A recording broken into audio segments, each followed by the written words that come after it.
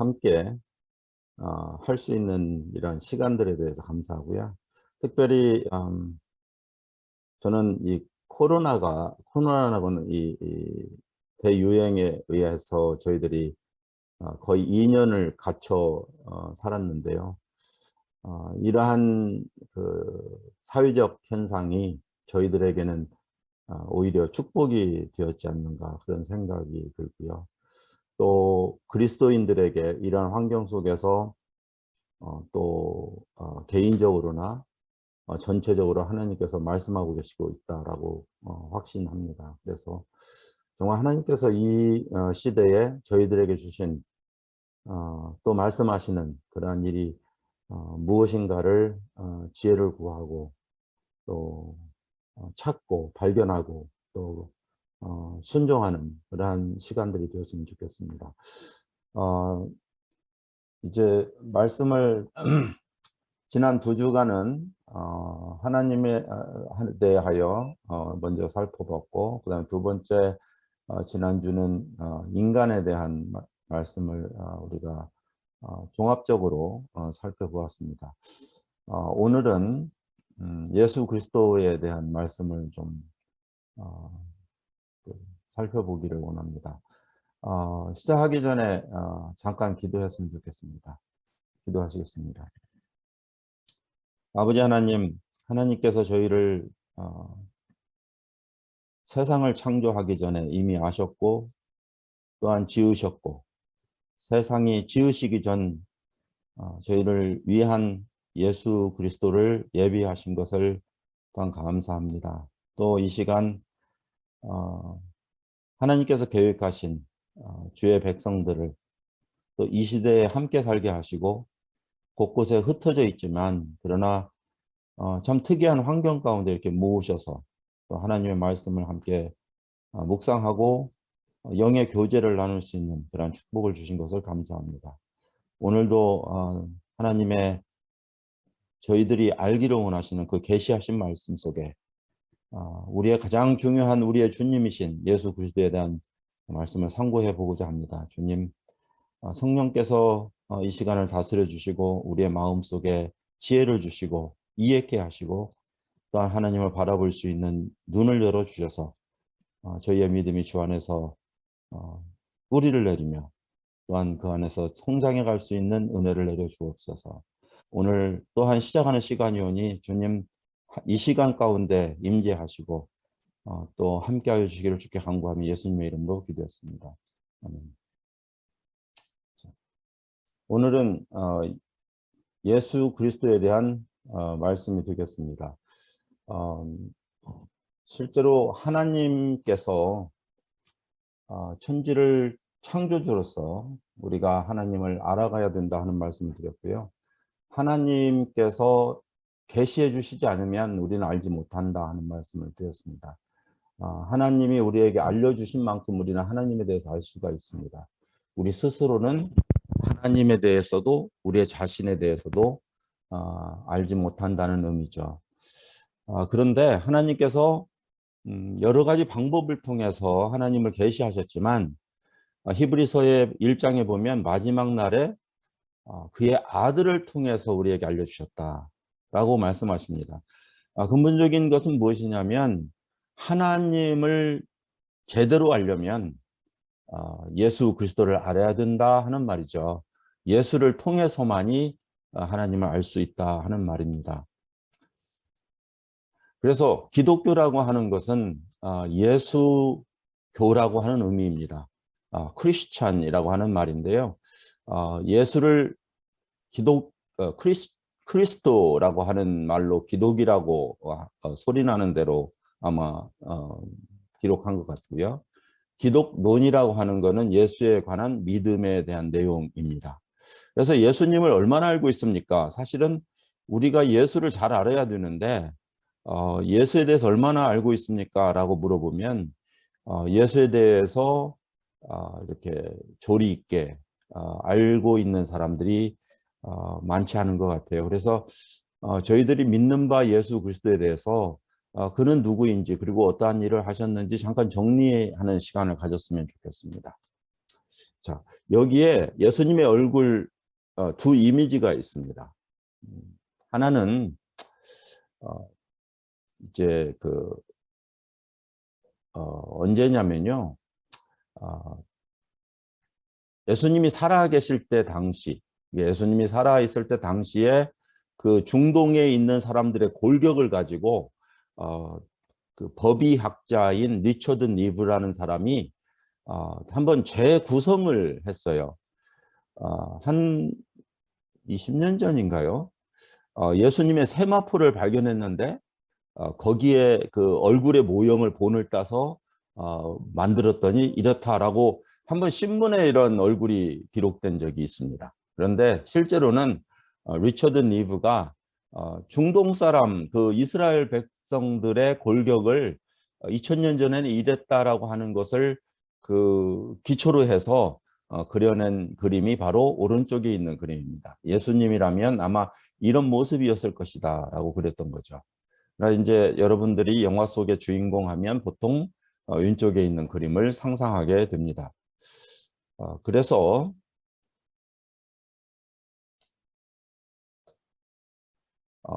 보통 영화에 보면 잘생기고 서양적이며 또 금발머리 뭐 이런 그리고 긴 머리를 가진 그러한 예수님을 상상하게 됩니다.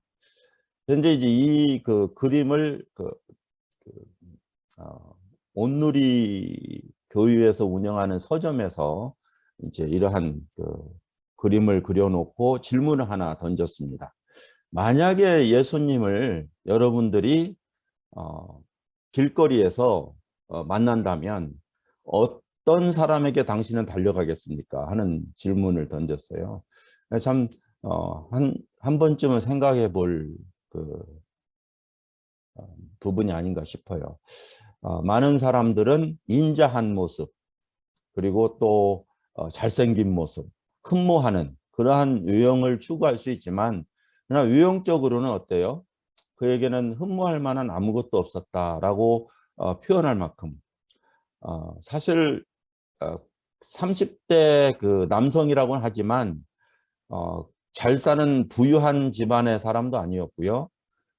또 그가 집을 떠난 지 3년이라는 세월을 씻지도 못하고 들에서 유리하고 산에서 자고 음식도 그냥 대충 먹고 이러한 모습이었을 때 우리가 생각하는 그러한 정말 흠모할 만한 존경할 만한 그러한 의무적인 모습은 아니었을 것이다 라고 우리는 생각합니다. 그래서 그 시대에 정말 그의 모습이 의무적으로 그 존경이 갔던 바리새인과 서기관 또는 사두개인과 비교한다면 정말 예수님의 모습 속에서 유형적으로 정말 존경할 모습이 있었을까? 그래서 우리는 유형적인 모습, 우리가 비춰지는 모습 여기에 정말 관심을 이 시대는 갖지만 실제로는 예수님이 누구냐 진짜 하나님의 마음을 바라볼 수 있는 그런 시간이 되어야 되지 않는가 그런 생각을 가집니다. 자, 우리는 그러한 가진 선입견이라고 하는 것 그러한 것들 때문에 우리의 믿는 내용이 달라질 수 있다라고 말합니다. 자, 기독교는 예수 없으면 기독교가 아니라고 제가 말씀을 드렸죠. 그러면 예수라고 하는 그분은 누구신가? 우리는 딱 한 문장으로 설명할 수 있어야 되는데요. 그분은 하나님으로서 하나님의 한 인격체로서 제가 그래서 첫 시간에 하나님은 삼위일체시다라는 말씀을 드렸죠. 하나님의 한 인격체로서 성부와 성자와 성령 중에 한 인격체로서 인간이 되신 분이시다. 이렇게 이해하셔야 됩니다. 다시 말하면 그분은 하나님이셨는데 그 하나님이 육신을 입고 이 세상에 오셔서 인간이 되셨다. 그런 말이죠. 우리는 많은 경우에 예수님이 두 본성을 가지고 있었다. 이렇게 말씀하고 많이 들어봤을 거예요. 그래서 그 안에는 신성과 인성을 가지고 있었다. 이 말도 어떤 면에서는 맞는 이야기 같지만 그러나 더 정확하게 이야기한다면 그는 완전한 하나님이시고 또한 완전한 인간이신 거예요. 그분이 인성을 가졌다라고 하는 것보다는 완전한 인간이셨다는 거죠. 굉장히 중요한 부분입니다. 자, 하나님은 인간에게 하나님의 그 성품을 그래서 사람은 하나님의 형상을 가지고 태어났는데 예수 그리스도는 그 하나님, 인간을 창조하신 하나님이셨는데 그분이 피조물인 인간이 되었다는 거죠.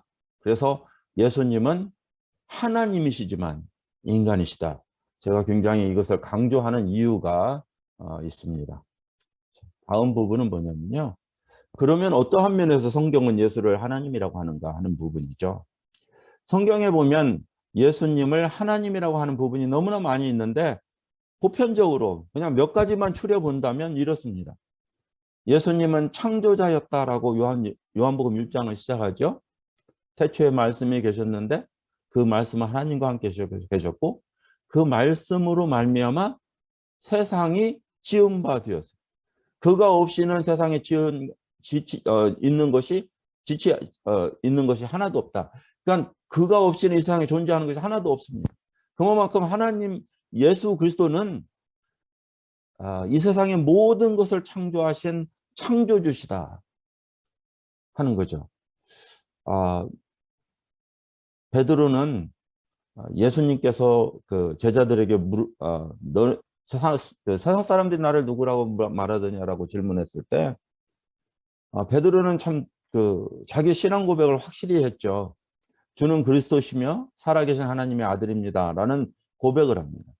이 하나님의 아들이라고 하는 고백은 사실 인간에게 할 수 있는 고백이 아니죠.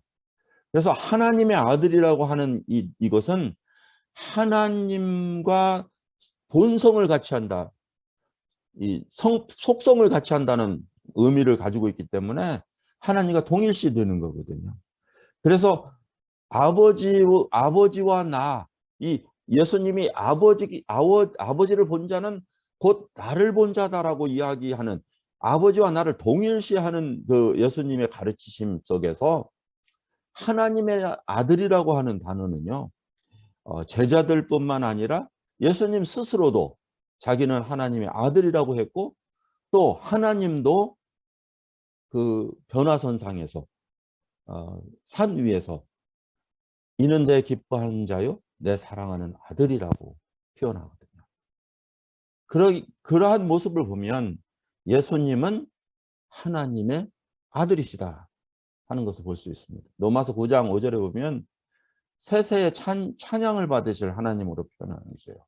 예배는 누구만 받아요? 아버지만 받죠. 아니 하나님만 받죠. 그래서 이스라엘 백성들은 하나님을 한 분으로 여기셨거든요.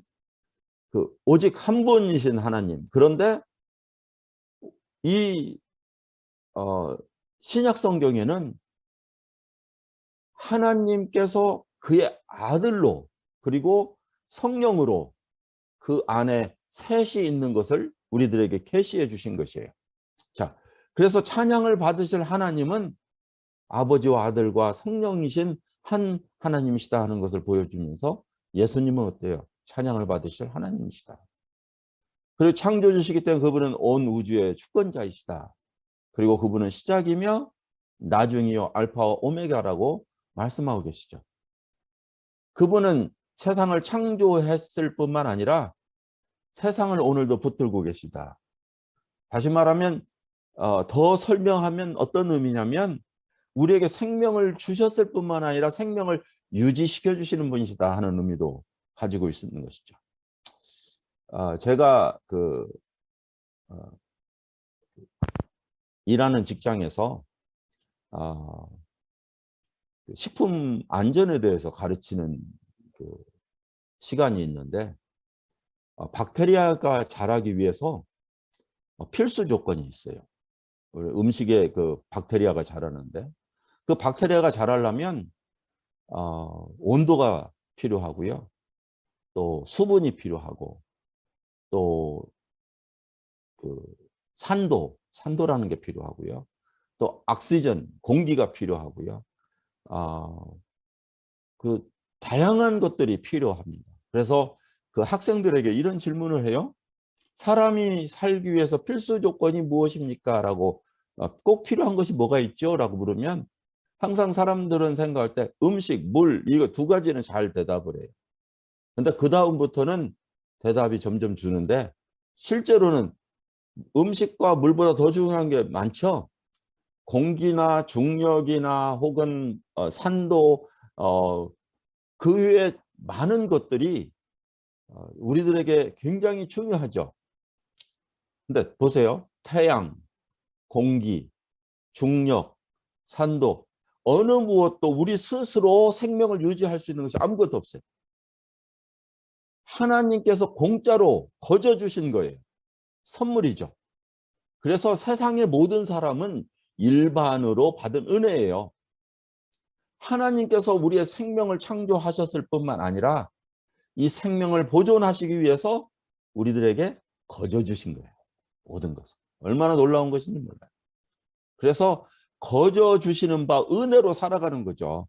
우리가 영적으로 하나님께서 거저 주신 은혜를 주셨습니다 라고 말하지만 실제로는 이 세상의 모든 사람은 하나님의 은혜 없이는 살 사람이 아무도 없어요. 한순간도 우리의 호흡 하나도 공기를 걷어가시면 위에서 비치는 태양을 걷어가시면 우리는 생명을 유지할 수 있는 존재가 이 세상에 아무도 없어요. 그래서 하나님은 우리의 생명의 보존자시다. 얼마나 놀라운 사실인지 몰라요. 그런데 그게 바로 예수 그리스도셨어요. 그분의 사역은 이 세상에서 창조하셨고 그러기 때문에 역사를 주관하고 계시고 또 죄를 용서하세요. 그 중풍병자가 예수님께 왔을 때 네 죄를 사했다라고 말씀하시잖아요. 그랬더니 이 유대인들이 특히 바리새인들이 막 화가 나가지고 네가 감히 누구길래 죄를 사한단 말이냐 이러잖아요. 그러니까 죄를 사한다 하는 말과 네 병이 나았다는 말 그 중에 어떤 것이 쉽겠느냐. 그러나 인자는 이 세상에서 뭐예요? 죄를 사하는 능력이 권세가 있는 것을 너희에게 알게 하려 합니다. 죄를 사하는 것은 누구밖에 없어요. 그 권세가 하나님이시잖아요. 근데 하나님밖에 없는 그 죄사함의 권세가 바로 나에게 있다. 얼마나 이 예수님의 그 자기 자신을 그 선포하시는 모습을 볼 수 있어요. 내가 곧 하나님이시다. 요한복음에 보면 영원한 생명을 주시는 분으로 표현되어 있고요. 교회를 세우시고 우리의 기도를 응답하시고 죽은 자를 살리시는 것. 복음서에는 3번 죽은 자를 살리는 부분이 나오죠. 어떻게 생명을 이미 떠난 생명을 다시 불러오겠어요? 하나님만이 할 수 있는 것을 바로 예수님께서 하시는 것을 볼 수 있죠.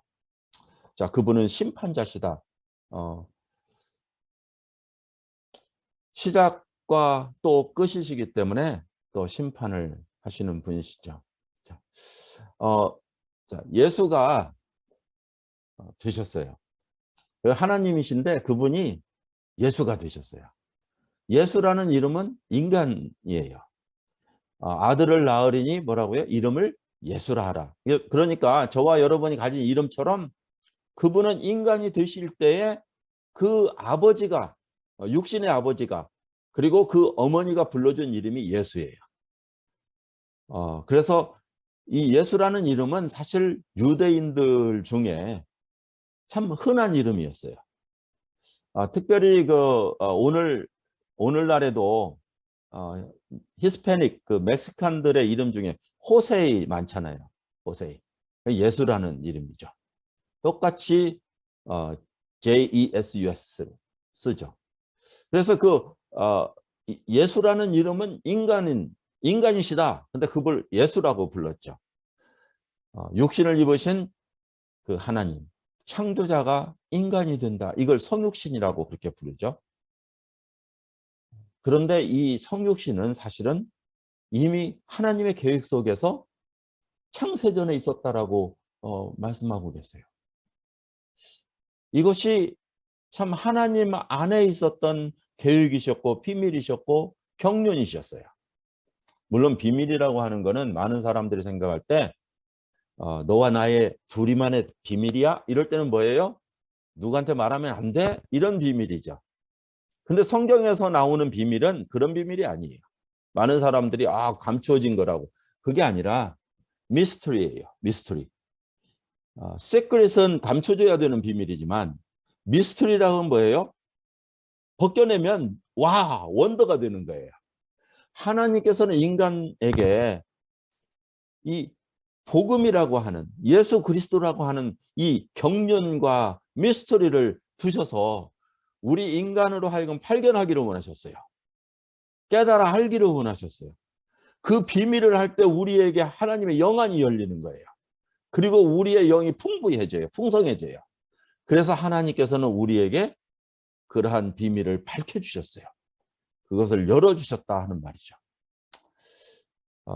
예언된 그 인간으로서의 그 하나님은 여자의 후손 속에서 처음 시작돼요.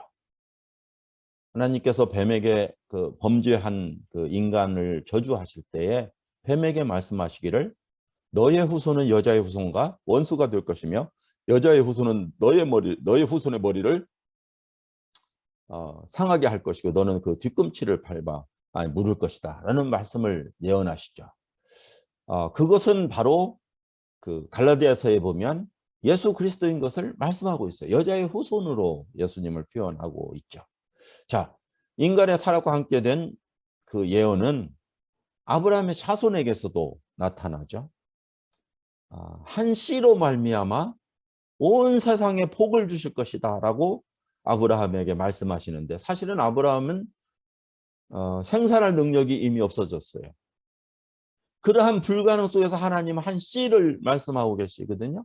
그 씨라고 하는 것이 씨들이 아니라 씨라고 이야기하셨다 하는 것을 갈라디아서는 바로 그는 예수 그리스도심을 바울은 우리들에게 밝혀주셨어요. 그러니까 하나님은 이미 그 세상을 창조하실 때에 이미 이러한 경륜을 가지고 있었다라고 바울 사도는 우리들에게 가르쳐주고 있어요. 다윗의 혈통에게서 영원한 다스리는 자가 나올 것을 이야기하고 있고 예수 그리스도가 이 세상에 태어났을 때 그는 다윗의 혈통에 있음을 이야기하고 있어요. 많은 경우에 그 병자들이 다윗의 자손이여 나를 불쌍히 여겼소서라고 이야기하고 있고요. 마태복음은 처음 시작할 때 아브라함과 다윗의 자손 예수 그리스도의 세계로 그를 인간으로 오신 예수 그리스도를 소개하고 있어요. 자, 이렇게 두 본질, 하나님이신 예수와 또 인간이신 하나님. 그렇죠? 그래서 그 하나님의 육신을 입고 우리 가운데 내려오셨을 때 그분을 임마누엘이라고 불러요. 하나님이 우리와 함께 하시다. 흔히 우리는 이렇게 알고 있죠. 하나님이 우리와 함께 하시다 하는 말은 예수님이 이 세상에 오기 전에도 유대인들, 이스라엘 백성들이 이야기했어요. 그렇죠? 우리의 고난 가운데 하나님 우리와 함께 하신다. 그렇게 막연한 하나님으로서가 아니라 예수가 되었다. 다시 말하면 하나님께서 하늘에만 계시지 아니하시고 one of us, become one of us. 우리처럼 된 거예요. 하나님이 우리와 함께 하시려고 육신을 입으셔서 우리처럼 된 거예요. 그래서 하나님이 어떠하신 분이신가를 드러내신 거예요.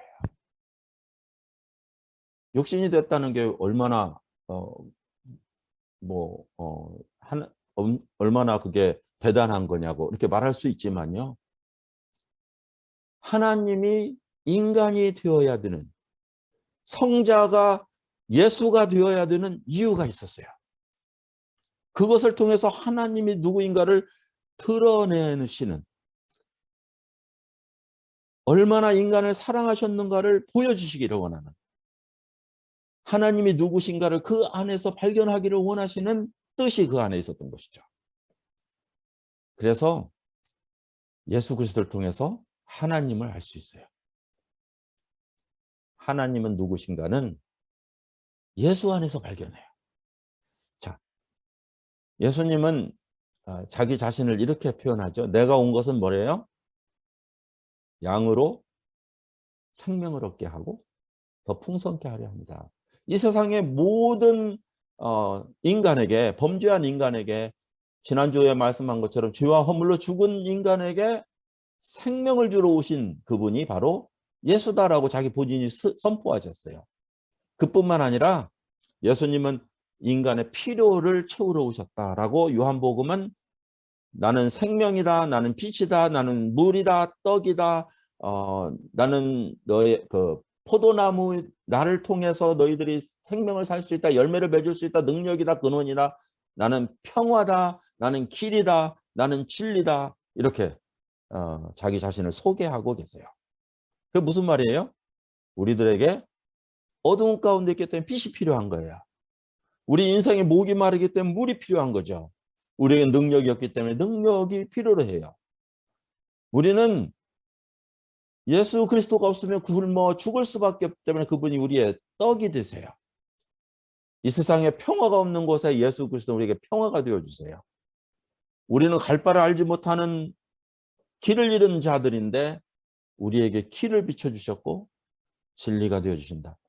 예수님은 우리의 실제로는 그래서 모든 것이 되어주신다 하는 것을 보여주고 있어요. 그뿐만 아니라 그분은 친히 우리의 육신의 연약함을 담당하셔서 경험하셨어요. 실제로 연약한 육체를 가지고 있으셔서 배고프 보셨고 목말라 보셨고 피곤하셨고 또 매를 맞으셨고 아파 보셨고 눈물을 흘리셨고 고통하셨고 그러기 때문에 우리의 연약함을 어때요? 체휼하는 분이 아니하세요. 우리의 연약함을 가볍게 여기지 아니하세요. 돌아보지 아니하시는 분이 아니세요.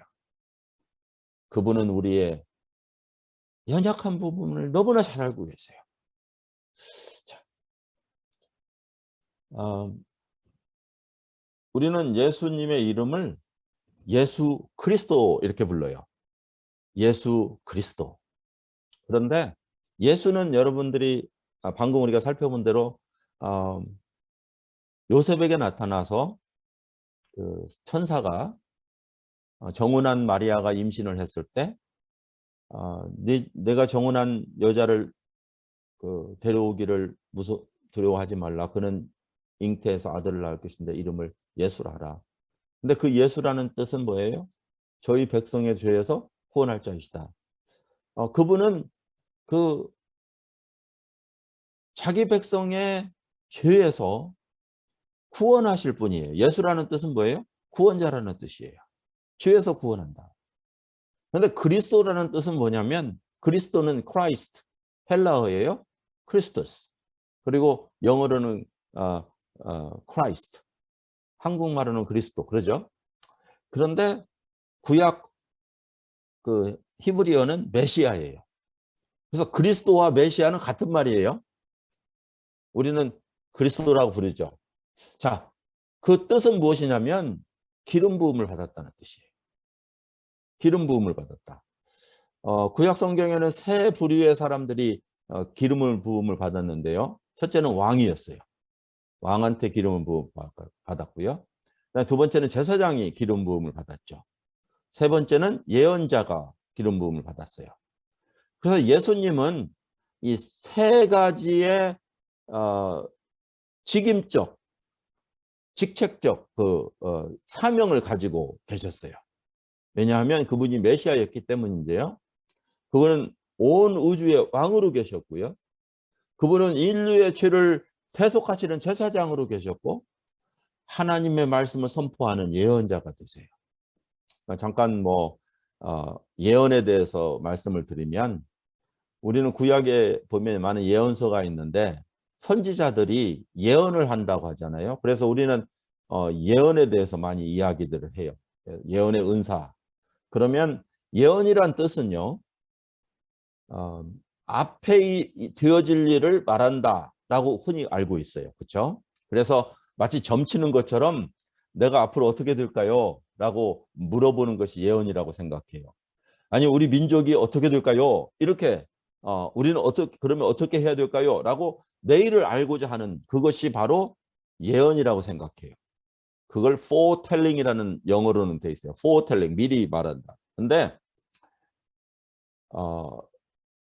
성경적 예언은 foretelling이에요. foretelling은 뭐냐면 앞을 향해서 그 선포한다 하는 의미예요. 선포한다. 그러니까 선포는요, 죄악에 대해서 다룰 수도 있고요, 하나님의 사랑에 대해서 다룰 수도 있고요, 앞으로 되어질 일에 대해서도 다룰 수가 있어요. 그러니까 너희들이 죄를 지었기 때문에 하나님께서 너희 멸망할 것이다. 그렇기 때문에 회개하라. 그러면 회개하면 하나님의 사랑이 너희를 구원할 것이다. 그렇잖아요. 그게 구약의 메시지죠. 선지자들은 그렇게 하나님의 뜻에 대해서 선포했어요.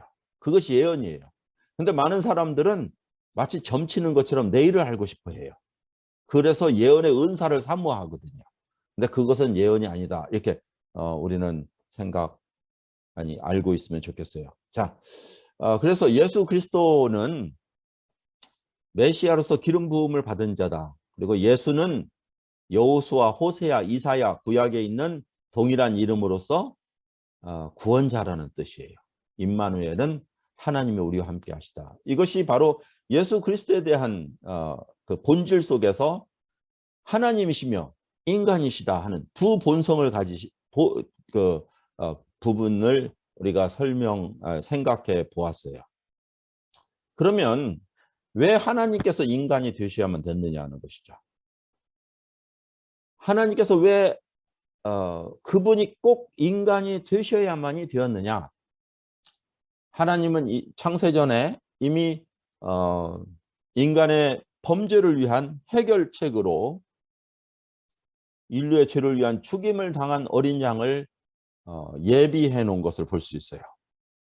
계시록 13장 8절에 보면 예수 그리스도를 향해서 창세 이전에 죽임을 당한 어린 양과 같다라는 표현을 하고 있거든요. 자, 그러면 예수 그리스도라고 예수님이 신약 성경에서 참 많은 이름으로 불려졌죠. 우리는 주라고 하는 많이 부르는 이름이 있죠. 그래서 우리가 주로 고백하면이라고 하는 주로 영접하면 하는 그 복음을 전할 때 그렇게 하잖아요. 복음을 전하고 주로 영접하세요. 주로 시인하세요. 이런 주라고 하는 단어를 써요. 그러나 실제로 주라고 하는 것은 헬라식 표현이에요.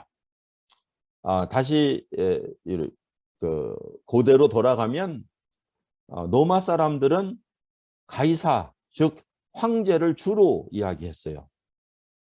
그런데 그리스도인들은 황제가 아닌 예수를 주로 고백하는 거예요. 놀라운 거죠. 그러니까 나의 주권을 황제한테 주지 아니하고 하나님께 준다는 고백. 그래서 예수를 주로 고백하면 구원이 있다고 로마서는 10장은 말하고 있는 거예요. 그런데 진정한 주는 뭐냐면 이 세상의 모든 것을 소유하신 분이세요. 진정한 주인은 이 세상을 창조하신 분이실 뿐만 아니라 모든 것을 소유하신 분이세요. 하나님 아버지께서 그 아들 예수 그리스도에게 이 세상에 인간을 입고 내려오셔서 죽으라고 죽을 것을 계획하시고 소명을 주셨어요.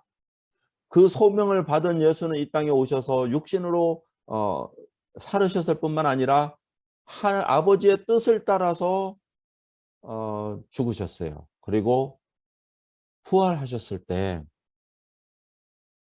하나님께서는 그 예수 그리스도를 지극히 높이셨어요. 바울 사도는 너희는 이 마음을 품으라 곧 그리스도 예수의 마음이니 그는 근본 하나님의 본체시지만 동등됨으로 취하지 아니하시고 오히려 비해 자기 종의 형체를 가지시고 죽기까지 복종하셨으니 라고 말씀하세요.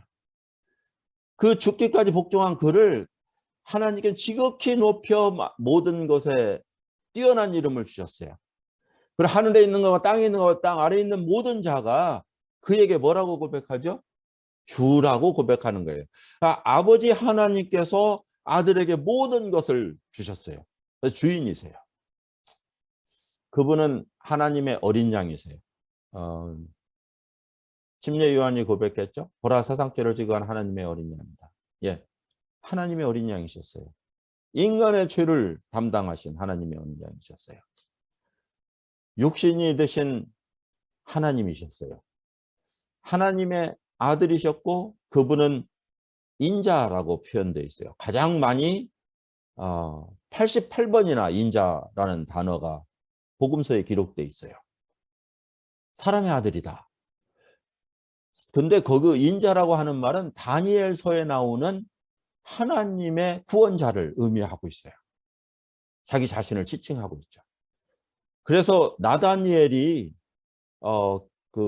예수님께 왔을 때 너는 이스라엘 백성에 간사함이 없도다라고 이야기하잖아요. 요한복음 1장에 보면. 그러니까 나다니엘이 당신이 어떻게 나를 아시나이까? 라고 되물어요. 그러니까 예수님이 말씀하시기를 네가 무화과나무 아래에 있을 때 너를 보았다라고 이야기하죠. 근데 그 이야기를 듣던 나다니엘은 바로 당신은 하나님의 아들입니다라고 고백을 하거든요. 왜 그래요? 나다니엘이 기도하는 기도처는 아무도 모르는 곳이었거든요. 근데 그 기도를 들으시는 예수 그리스도가 하나님이신 것을 나다니엘이 아는 거예요. 그러니까 내가 너를 무화과나무 아래에 있다고 한 것으로 놀랍게 기이 여기느냐? 그보다 더 큰 일을 보리라 라고 하면서 아마 그 성경에 기록되지 않았어요. 아마 나다니엘이 그날 묵상했던 아마 베델의 사다리 야곱이 보았던 베델의 그 하늘을 연결하는 사다리를 예수님은 다음과 같이 설명해요. 하늘이 열리고 인자 위에 천사들이 오르락 내리락 하는 것을 볼 것이다. 얼마나 놀라운 거예요. 인자, 자기 그 자신이 하늘과 땅을 연결하는 사다리다라고 하는 의미를 가지고 있는 거예요. 예수님은 하늘과 땅을 연결하시는 사다리셨어요. 그분은 선한 목자셨고요. 생명의 떡이셨고 모퉁이의 머릿돌이셨으며 알파와 오메가시고 광명의 새벽별이세요. 자, 그렇기 때문에 예수님은 하나님이시면서 인간이세요. 그런데 그것은 반드시 선택이 아닌 인간을 구원하시기 위한 필수적인 조건이셨어요. 반드시 하나님이셔야만 됐고 반드시 인간이셔야만 돼요. 왜냐하면 인간이 저주를 받고 인간이 심판을 받는 이유는 바로 뭐 때문이에요? 죄 때문이기 때문인 거예요. 그래서 그 죄를 해결하시기 위해서는 죄가 없는 사람이 죽어줘야 되거든요. 근데 모든 인간은 죄 아래 있고 모든 사람은 죄인이기 때문에 하나님이셔야 죄가 없어요. 그래서 그 죄 없으신 하나님이 이 세상에 내려오셨어요. 그리고 인간의 죄를 위해서는 반드시 대신 죽어야만 되기 때문에 피를 흘려야만 되기 때문에 인간이셔야 돼요. 그 둘을 만족하시려면 죄 없는 인간, 하나님이시며 인간인 그 예수 그리스도밖에 구원을 위한 그 대속제물이 될 수 있는 것은 아무도 이 세상에 존재하지 않는다는 거죠. 그래서 복음이라는 것은 무엇이냐면 바로 구원을 주시는 하나님의 능력이에요. 자, 그래서 예수 그리스도는 바로 복음이시다라고 이야기하고 있는 것이죠. 자, 오늘 로마서 1장을 열면 이렇게 되어 있어요.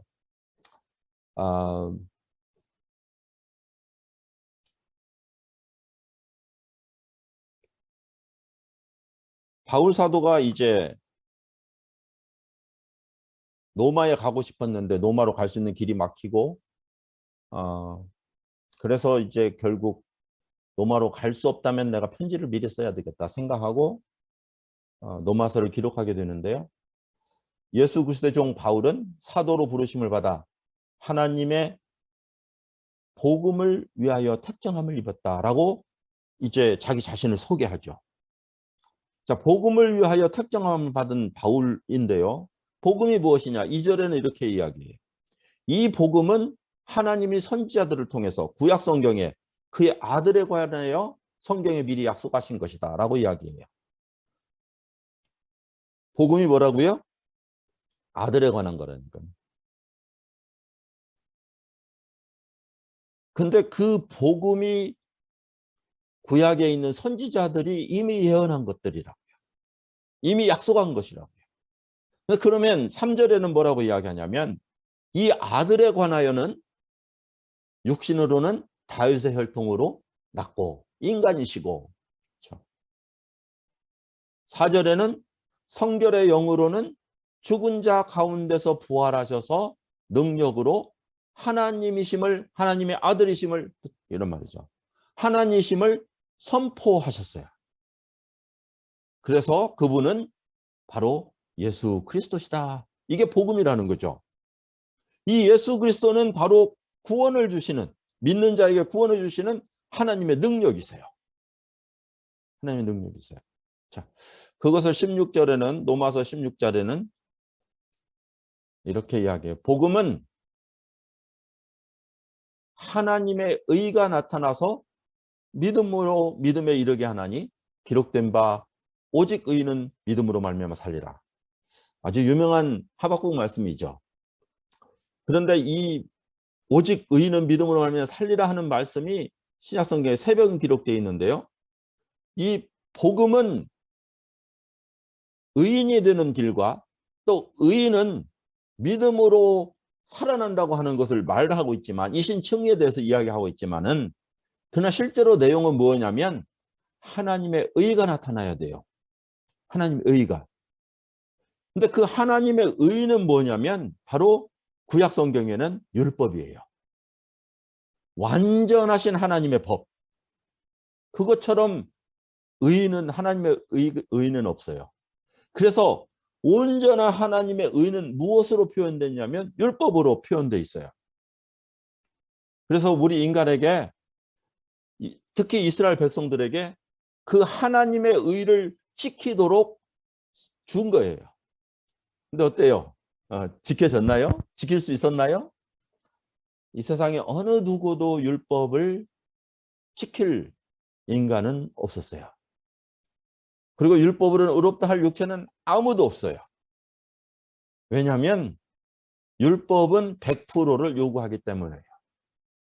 온 율법을 지키다 하나만 범하면 모두 범한 자가 되는, 죄인으로 드러나는, 하나님 의에서 깨어지는, 그것이 바로 율법의 역할이기 때문에 그래요. 율법의 그 요구는 죽음이에요. 왜냐하면 하나님의 심판이 바로 불법으로 인해서 드러나기 때문이에요. 그래서 이제 율법이 아닌 또 다른 하나의 의가 나타나야 돼요.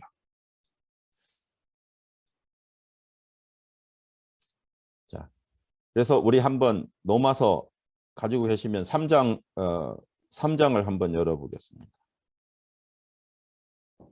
로마서 3장 21절.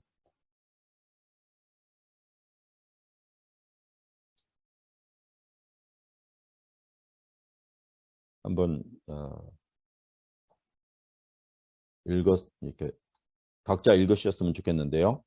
이제는 율법 외에 하나님의 한 의가 나타났으니 율법과 선지자들에게 증거를 받은 것이라. 아까 우리는 어떤 이야기를 했냐면요. 그 아들에 관하여는 구약의 선지자들에 의해서 이미 말씀하신 거예요.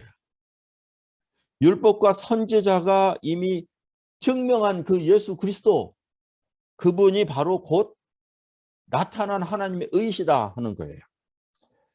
22절에 보면 곧 예수 그리스도를 믿음으로 말미암아 모든 믿는 자에게 미치는 하나님의 의인이 차별이 없느니라 라고 그것을 다시 설명하고 있어요. 자, 여기에 보면 화면에 보시면요. 복음에는 하나님의 의가 나타나면서 믿음으로 믿음에 이르게 하나니 기록된 바 오직 의인은 믿음으로 말미암아 살리라 함과 같으니라 라고 로마서 1장 17절은 이야기하고 있어요. 그런데 또 다른 하나님의 의가 나타났는데 율법으로 말미암는 하나님의 의가 아닌 율법을 완성하신 하나님의 의예요. 그것이 바로 그분이 바로 예수 그리스도신 거예요. 그 예수님이 하나님의 의로서 우리들에게 오셔서 믿는 자에게 우리 안으로 들어오세요. 성경은 그것을 전가라는 의미를 가지고 있어요. 로마서 5장, 6장에는 그것을 무엇이라고 어떤 단어로 표현했냐면 합하여라는 단어를 써요. 그것을 연합이라고 이야기하죠. 예수 그리스도와 믿는 자와의 연합되는 거예요. 다시 설명하면 예수 그리스도가 죽을 때 그의 죽음은 우리의 범죄함을 위하여 내어줌이 되었고 그의 부활은 우리의 부활이 되어 하나님의 의가 나의 것이 된다 하는 말이에요. 그래서 예수는 바로 율법을 완성하신 하나님의 의, 그 의가 나의 안에 들어와서 나의 의로 변해요. 그것이 하나님의 의인데 전가된 의다. 이렇게 말씀하시는 거예요.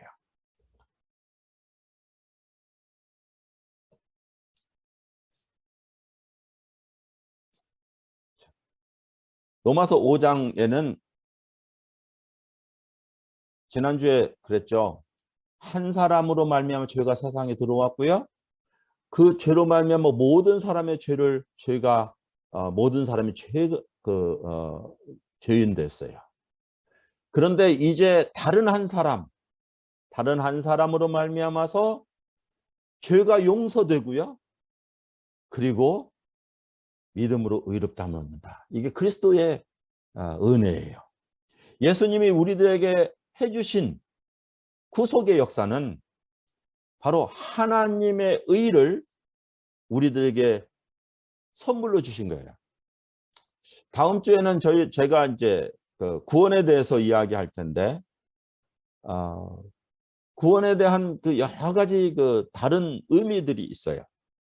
한 10개 정도만 이야기를 하려고 그래요. 그 의미들이 우리에게 어떠한 의미를 주고 있는가 하는 것을 볼 수 있지만 예수 그리스도는 우리의 구원자가 되시기 위해서 이 땅에 오신 하나님이세요. 그래서 하나님을 우리가 안다고 하는 것은 예수 그리스도를 통해서 얼마나 우리를 사랑하셨는가를 볼 수 있는 거예요. 지난주에 제가 이런 말씀을 드렸죠. 하나님께서는 여러분의 가치는 얼마입니까? 인간으로서 가치는 얼마입니까? 하는 말씀을 드렸어요.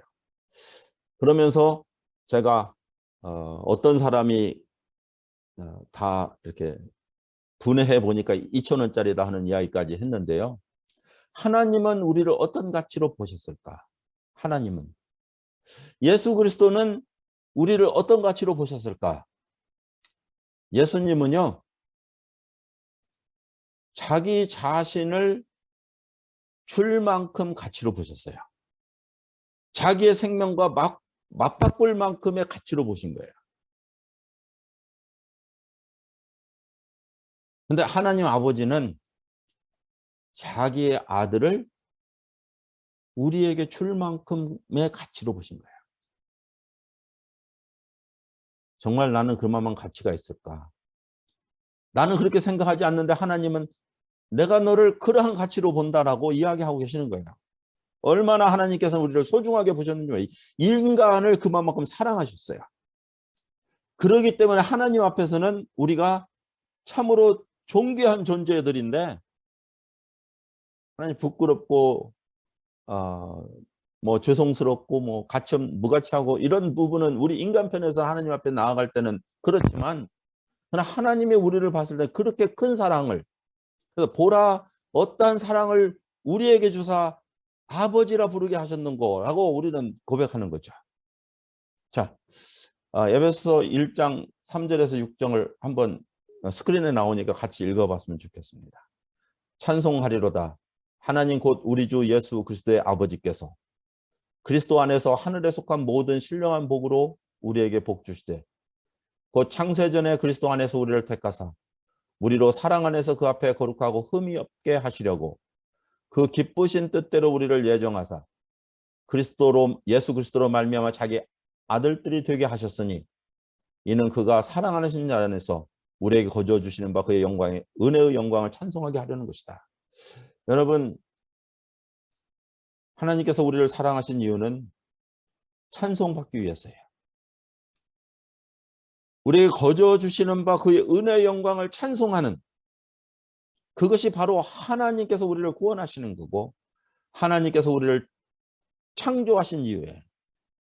그래서 우리는 하나님 앞에 늘 경외함으로 또 감사함으로 사랑을 가지고 나아가야 되는 거예요. 자, 제가 예수 그리스도에서 정리했던 부분입니다. 이거 읽고 한번 마치려고 합니다. 예수 그리스도는 기독교인의 믿음에 대한 핵심이며 전부입니다. 그의 사역과 그의 죽음과 부활을 통한 구속적 경험은 그리스도인의 가장 필수적인 요소이며 새로운 생명의 시작입니다. 예수 그리스도는 완전한 하나님이시며 동시에 완전한 인간이셨습니다. 마리아를 통한 그가 세상에 태어난 것이 아니라 태초부터 계셨던 성자 하나님께서 육신을 입고 세상에 들어오신 것입니다. 그는 인간으로서 모든 시험을 받으시고 육신을 가지고 계셨지만 그의 생각, 말과 행동에 흠이 없으신 완전하신 분이셨습니다. 오직 완전한 자만이 인간의 죄를 대신 담당하실 수 있기에 그 자격을 이루시고 대신 죄에서 삭신 사망을 당하셨습니다. 죽음을 당하셨을 뿐만 아니라 그의 부활을 통해 하나님만이 죽음을 초월하여 생명을 가질 수 있으심을 증명하시고 그를 믿는 자들에게 소망을 주셨습니다. 복음은 그의 죽음을 통한 단번에 그리고 영원한 속죄와 그의 부활을 통한 의롭고 거룩한 생명을 얻는 것입니다. 라고 제가 정리했습니다. 기도하고 마치겠습니다. 아버지 하나님, 우리가